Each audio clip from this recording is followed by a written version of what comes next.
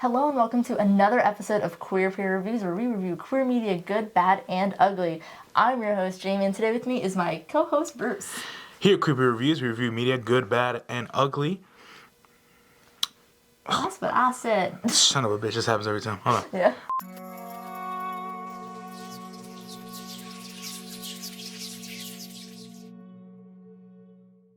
Hello and welcome to another spooky episode of Queer Peer Reviews, where we review queer media good, bad, and ugly. I'm your host, Jamie, and today with me is my co-host, Bruce. Here at Queer Peer Reviews, your favorites and not so favorites queer media from comic books, movies, and TV shows. And speaking of TV shows, today we are reviewing another one of Mike Flanagan's hit Netflix shows, The Haunting of Hill House. When I first saw this Haunting Hill House, I think it was like the beginning of Mike Flanagan's a lot more series on the on Netflix streaming device. Mm-hmm. So this was like the first of many for him to make, and I was honestly, I loved it. Yeah, I mean, one of my first things that I watched from Mike Flanagan was Haunting of Bly Manor, which we are also doing an episode on. But Haunting of Hill House came out before, right? Mm-hmm. Yeah, I didn't watch it until we decided we were doing it for Queer Peer Reviews, and honestly, it's great. It's definitely a lot spookier than Bly Manor. And it just has a whole different tone, like, all around. One of my favorite aspects of that show is also the little ghost cameos that it does around the plot. And some of the characters, some of the little ghost characters you see are also kind of relevant to some of the plots.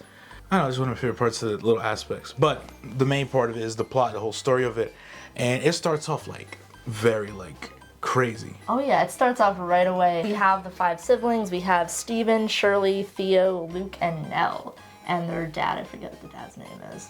But they basically, something happens to their family, so spoiler alert.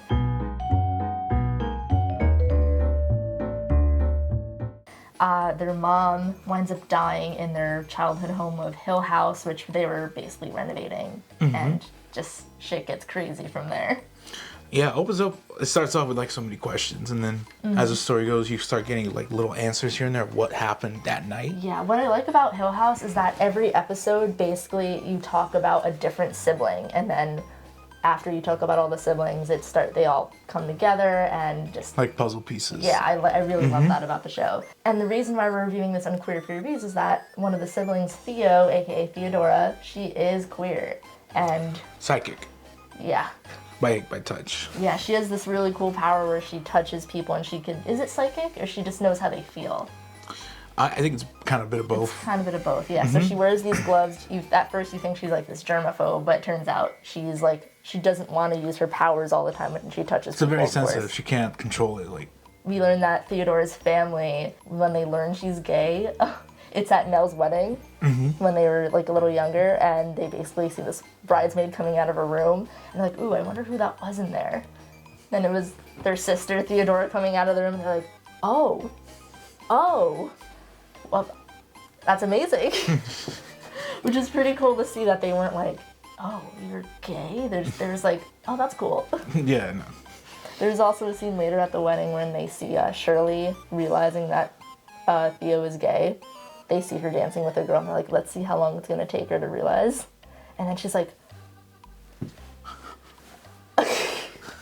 yeah, I thought that was really funny. Another sibling, too, that's very central to the story is Steven. He is more skeptical than everything. He doesn't actually believe in ghosts, despite the events that occurred a lot in that house as his childhood. Mm-hmm. I think, part of me thought, in the beginning, he was just suppressing that. He didn't want to believe it. He saw it, but he didn't want to believe it at the same time. Yeah, so he basically makes a whole career out of what happened to him as a kid, and he writes all these ghost stories for people and claims that he's never actually truly seen a ghost, when in reality... You think it's a coping method? I think so, because he's in such denial that everything's happening, even though he starts seeing, I think he starts seeing his mom. Episode 1, we learned that Nell, quote-unquote, kills herself in Hill House after returning, but we learned that she basically was, lured into the house by her mother's ghost. Mm-hmm. Is that what it was? Something like that, yeah. Yeah, and basically the whole thing in the story is that the mom is basically trying to lure all the siblings back into Hill House so they can be together again. But yeah, Hill House is really sad at some points, especially there's this family called the Dudleys. We learned that their daughter died in Hill House because of the mother. And that's why the father always insisted on just helping around the house, just to be with his daughter. Which is really sad, and then we see at the end that, like, the wife dies. Yeah, and he tries rushing to the wife body to the house. Yeah, I didn't cry at Hill House, except for the part with the Dudleys. That was really sad. I watched it with my girlfriend, and we just both sobbed. One of my favorite episodes there was actually this one shot. This whole episode was one shot, and it was in the funeral. And we had like this cool, like it was basically all the siblings like together. Literally everyone was there. Cause spoiler alert. Cause spoiler alert. One of the ghosts of the siblings was there, and so at first I was like, he thought it was gonna be like in the background, but then she just shows up right in the center, and it's just like this like weird feeling. Like, it doesn't make it obvious, he's just there. There's no pointing out or anything. Yeah, that was my favorite episode, too, because it's just... It also kind of shows how great of an actor all the siblings are, too, because... Yeah, and the dynamic of where they are right now. Like, all their interactions and, like, the argument. Yeah, I forget what number episode that is, but the entire episode is filled with scenes that are just a single long shot, and it just... like, the ominous feeling just kind of grows in you. Just like, okay, what is gonna happen? And as an avid like horror watcher, it's very like it's very hard to like try to get a jump scare out of me, but that show actually has done some good jobs. Some of them aren't even jump scares, just like a ghost appearing like in the background gives me chills just to see that. But also like when the two were arguing in the car and the ghost just like screamed. That was one of the few parts that actually got me too. I was like, oh shit, because I didn't expect that to happen at all. Yeah, me neither. I was so like entranced by their argument. I'm like, ooh, like classic sibling or like rivalry right here. In hindsight, though, it's a funny scene though because it just looked like the ghost were telling her to shut up. So the oldest sister Shirley, what was her thing when she was a kid? She heard ghosts banging on the walls. That's what it was. And then her job as an adult is a funeral home director. And it's really sad because she winds up having to put together Nell's funeral and like having to do all her makeup and stuff. I think it's gotta be a little traumatic there. Oh yeah, definitely really traumatic. She's also like really shrill too. I hated Shirley at some points. I also do feel bad for Luke. Luke is my favorite of the siblings. I mean, besides Theo, of course. Yeah. Yeah. Yeah, he's a bit of a more like it's more tragic for him. He's like a drug addict, but. You know, he also just lost his sister too, so his twin sister. His twin sister. Yeah, that's really sad. He has a really tragic story. His backstory episode was my second favorite, besides the like the long shot funeral scenes. Then we also have Nell, which we learned died episode 1. She had this. No one would listen to her. No one would ever listen to her, and she'd call for help from her siblings, and as adults they kind of ignored her. She had this vision of somebody called the Bent Neck Lady, which we learned, spoiler alert, is actually her own ghost after she dies. Which is it was a big mindfuck. That was really cool. I'm just like, there was a certain point where I kind of called it, but it still shocked me anyway. I'm like, oh shit, it is her, and that's really scary. I was like, ghosts can time travel? Yeah. Oh, the scariest ghost to me was the one that, the guy that was like floating with a cane, the really tall one. Oh yeah. That one creeped me out. Yo, he was creepy as fuck. And like he didn't do anything. He would just like float next to him with a cane, and it just gave me chills.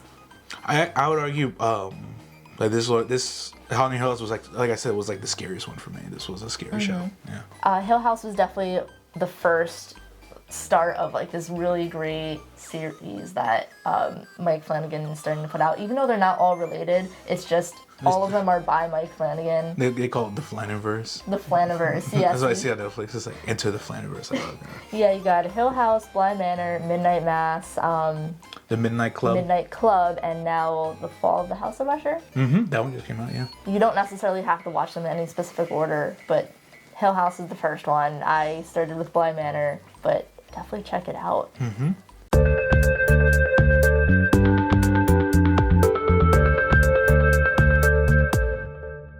All right, let's get to the ratings. Let's start with representation. For representation, we give it a. I give it a 7.9. Oops. I don't know what you were doing. Oh my. Okay. Do you want me to go first? Do you want to go first? You go first. You explain why. Okay. I mean, yeah, the queer representation was there. I feel like they wrote her stereotypically as this like cold-hearted, badass character. I mean, the 7.9 isn't necessarily bad representation. I would have given it an 8, but it felt like the 8 was a little too high for me, but a 7 and a 7.5 felt a little too low for me. I give it a 9 because she drove a U-Haul at the end.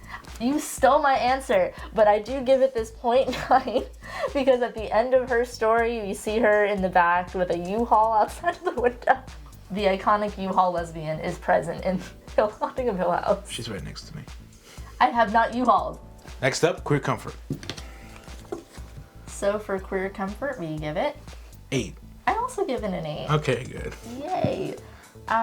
Why? I mean, I wouldn't necessarily say this is like a queer comfort, like I would gravitate towards this show just because of the queerness all around. Like, it is a great show, like even without the queer representation.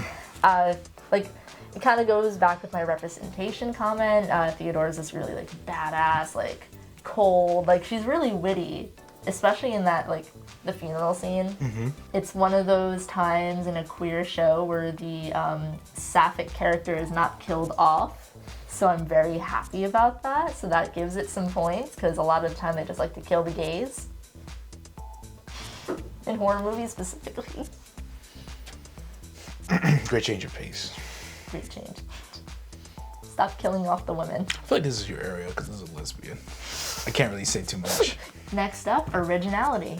For Originality, we give it a 7.5. I give it a 9. It's white people in a haunted house. And they go back to the haunted house. The only thing I give it higher is that they actually nope the hell out of there. You have more expertise in horror movies than I do, so you've probably seen It's white people in more the white haunted people house. in the haunted house. They saw the house, like, yeah, we could live in here.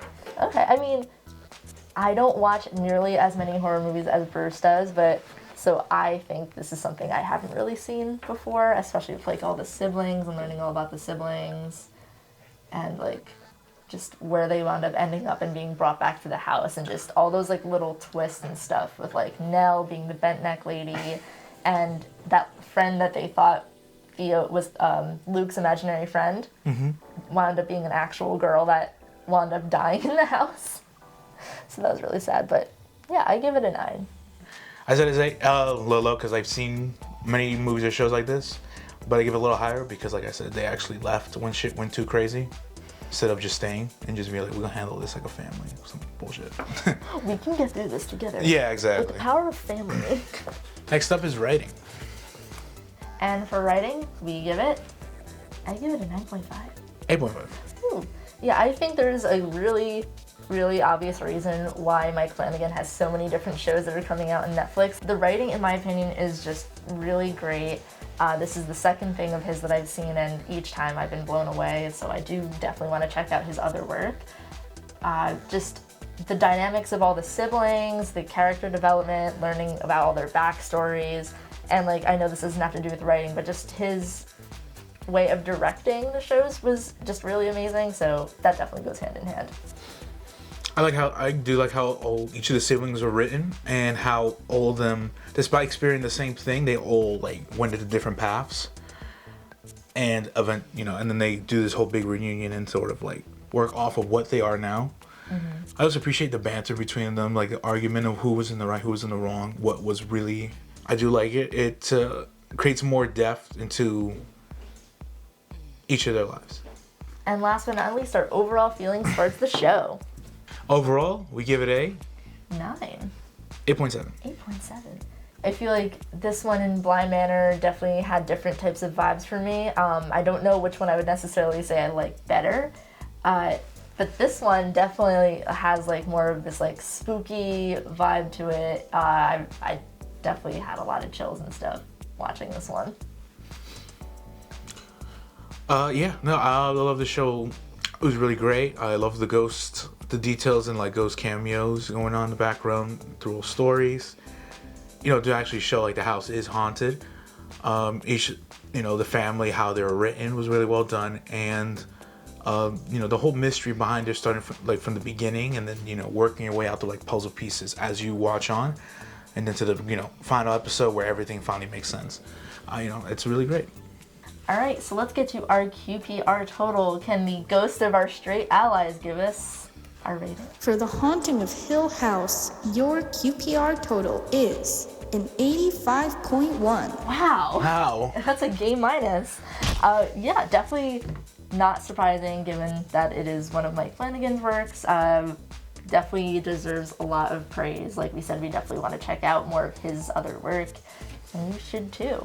And let us know if you want to check out any other horror TV shows like these. Yeah, even though spooky season is coming to an end, we are still down to review any Once in a horror while. related. Yeah, not all the time, but definitely once in a while. We could use a little horror every now and then.